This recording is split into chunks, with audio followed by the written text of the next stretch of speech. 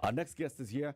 We're here to talk about the economic outlook for 2024, debt repayments, and avoiding default. Jimi Wanjigi, businessman, politician. Happy New Year. Happy New Year. How are you doing? Good morning to all of you. It's good to be back. Yeah, how have you been? How's the new year begun? Well, here. Yeah. I guess see. like all of us. Huh? Yeah, it feels very good. Good to see You are more positive in your outlook. Oh, yes.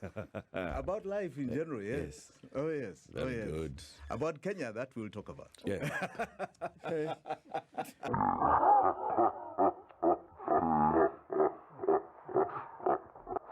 The great Republic of Kenya. Very good. 60th fastest growing economy in the world. Kabisa. Are you trying to set the tone? Yes. Was it 60th or 29th fastest? I think it was 29th. I like the 60 because it's being prophetic. Right. Okay. Yes. Oh, yeah. Treasury borrowing up by 168 billion on low tax netted. The government is raising its borrowing target for the current financial year by 168 billion on projection of lower tax collection that has seen ordinary revenue forecast revised down by 210 billion shillings. Are you telling me that the Treasury is admitting that the ambitious tax targets are off the mark, and that, as we had predicted earlier, you raise taxes to an extent that you get diminishing revenue?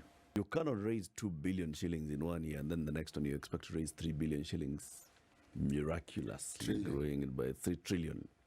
Just like that. I saw the president in his interview talk about over 70% of his revenue is going to debt.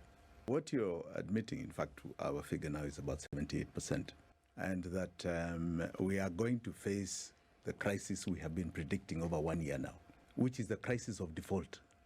If you recall, when we had our first session here, Ghana had defaulted at 70%, and it had very similar circumstances to ours.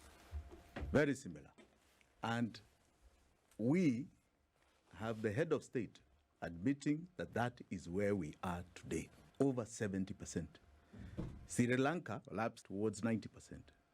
Lebanon, 80%. Argentina, 80%. Zambia, 80%. We can keep going on. 80% of what? 80% of revenue going to debt. So we are at a situation where it is inevitable that our predictions of debt default are coming.